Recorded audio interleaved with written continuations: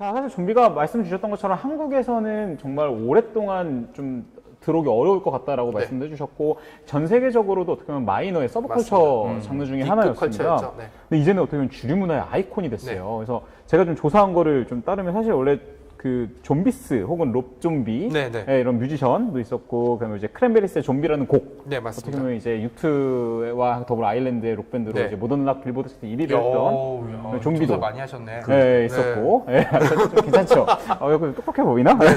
근데 요새는 이제 그때는 좀 노래 위주나 아니면 영화도 보시면 되게 마니아틱한 서브컬처 장르였다면은 뭐 새벽의 저주서부터 시작을 해서 뭐 이제 나는 전설이다.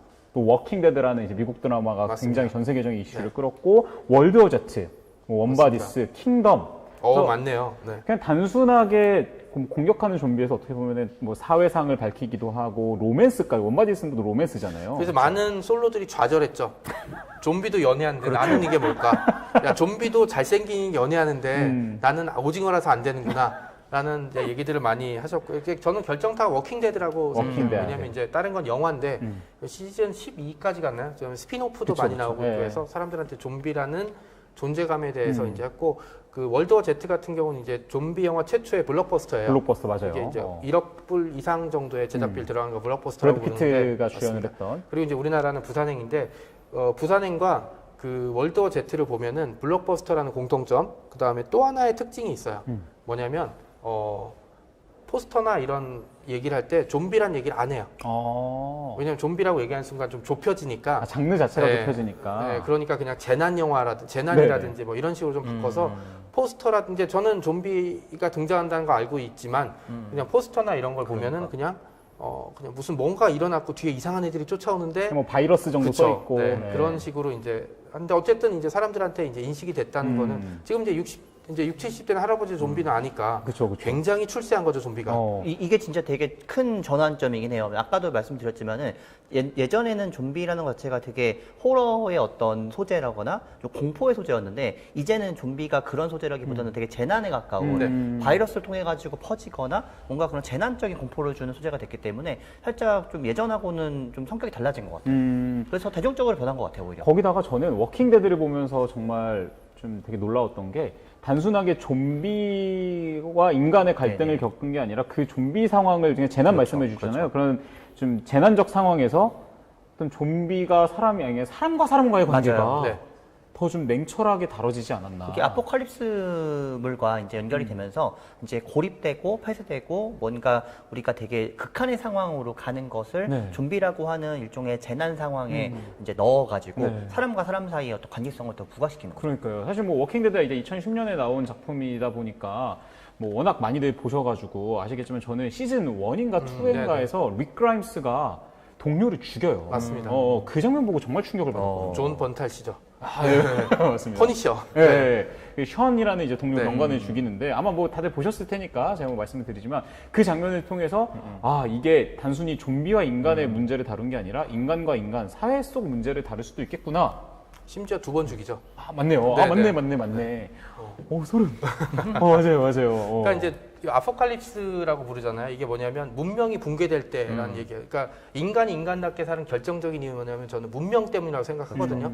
사람들이 이렇게 지하철 탈 때 티켓 내고 편의점이나 마트 가서 물건 살 때 돈을 내는 거는 돈 내고 싶지 않겠죠. 내는 거는 안 내고 나갔다가 잡히면 개망신 당하거든요. 경찰한테 잡혀가고 재수 없으면 이렇게 찍혀서 돈도 안 내고 나간 사람 해서, 범죄로 얻는 이득보다 범죄를 하다가 잡힐 때 얻는 이득, 손해가 더 크면 대부분의 사람은 범죄를 포기해요. 그게 이제 사실은 도시와 국가 문명을 이루는 중요한 장치인데, 좀비가 나타난 아포칼립스 되면 그딴 건 없어집니다. 다 사라지죠. 다 사라지죠. 그러니까 그때는 정말 힘센 사람, 그다음에 강한 사람이 살아나게 되고, 좀비가 이제 다 해서 사람들이 살아남는다고 해도 문명이 다시 일궈지진 않습니다. 좀비가 돌아다니기 때문에 도시를 만들기 어려워지거든요. 소문명, 그러니까 문명이라고 말할 수 없을 정도로 그냥 작은 뭐 성벽 아니라든지 그냥 작은 마을에서 정도만 좀 갖춰지게 되고. 그리고 이제 워킹데드 시리즈 보면 그런 공동체들이 이제 원래 가짜로 만들어지거나 파괴되는 일이 계속 반복되거든요. 저는 그래서 워킹데드가 이제 진짜 리얼한 좀비 드라마라고 보는데, 그런 상황들이 오게 되는, 그러니까 사람들이 좀비를 좋아하게 된 이유는, 저는 그렇게 생각을 하는 게, 문명에 대한 불안감이 커진 것 같아요. 문명에 대한 불안감. 최근 코로나 바이러스도 그렇고 그 이전에 메르스도 그렇고 자연재난, 뭐 일본의 재지진 때문에 막 그 유령 도시 돼버린 것도 있고 체르노빌서부터 인간이 만들어낸 문명이 언제 내가 살아있을 때 무너질지도 모르겠다. 취약하다. 네. 그렇죠. 그러면 이제 어떻게 될까라는 거에 대한 관심들이 예전보다 많이 늘어난 것 같고요. 그런 것들이 사실 좀비, 그다음에 다른 여타 장르와 좀비 장르의 특징이 두 가지가 있어요. 다른 점이 하나는 영웅이 없습니다. 영웅이 없다. 히어로가 다른 없다. 뭐 네. 늑대 인간, 뭐 뱀파이어 이런 거는 사실 인간이나 뱀파이어 중에 배신자가 나타나서 인간을 도와주잖아요. 네네. 그리고 어떻게 보면 뱀파이어나 늑대 인간은 인간이 있어야지 자기들이 존재할 수 있어요. 인간들이 없어지면 그렇죠. 자기도 존재를 네. 못하니까 그렇게 되는데 좀비는 그딴 거 없습니다. 그냥 사람들을 무조건 물고 공격하니까 이제 끝까지 가는 거고 다른 드라마는 그렇게 해서 인간이 해피엔딩으로 끝날 수가 있어요. 공존하거나 물리치거나. 좀비는 아무리 밝고 희망차고 해봤자 생존이 최대 맞아요. 네, 그렇게 됩니다. 새벽의 저주도 그랬던 맞습니다. 것 같아요. 엔딩 못 보면은 새벽의 네. 저주도 저는 다 살아난 줄 알았는데 결국은 맞습니다. 섬으로 이제 도망치면서 그렇게 또 일을 되게 되고. 네. 그러니까 좀비 장르가 그런 장점, 그런 다른 게 어떻게 보면 B급 크리처잖아요. 그렇죠. 뭐 좀비나 사실 뱀파이어나 뭐 이렇게 보는데 미이라나 네. 그런데 이제 다른 여타의 크리처들과 좀비가 다른 점이 인간의 두려움이 만들어낸 사회적인 공포감인 거죠. 다른 사회적 공포감. 미이라나 아니면 다른 것들은 그냥 낯선 존재 혹은 전설 속의 존재들이 나와서 이제 나를 괴롭히거나 내 가족을 해칠 수 있어라는 그런 이제 통상적인 두려움이라면 네. 좀비는 어느 순간 맥락 없이 나타나서 맥락 없이 문명을 무너뜨리고 그럼 나는 어떻게 될까? 내 가족은 어떻게 되지?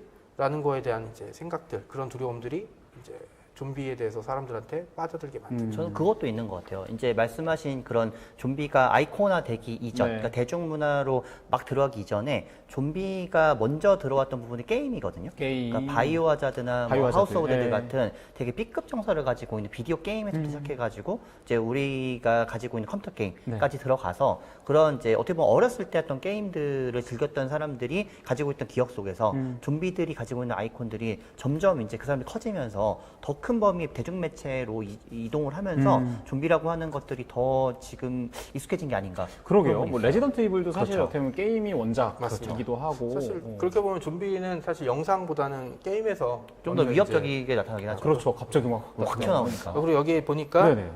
저기 영웅이 없다 했더니 이제 구로지 페스티벌님께서 임영웅 씨를 얘기하셔서 네. 아, 네. 이거는 이거 이거 벌점 드리고 싶어요. 이거 벌점. 바이러스예요. 이거 정윤 작가님이 뿌린 바이러스예요. 이거 유구로와 같은 소리. 정명석 바이러스입니다. 이거. 아니 근데 여기 이런 건 저밖에 하면 안 되죠. 저는 반칙입니다. 아예 네. 모릅니다. 예, 예. 근데 이게 댓글에 달아주셔가지고.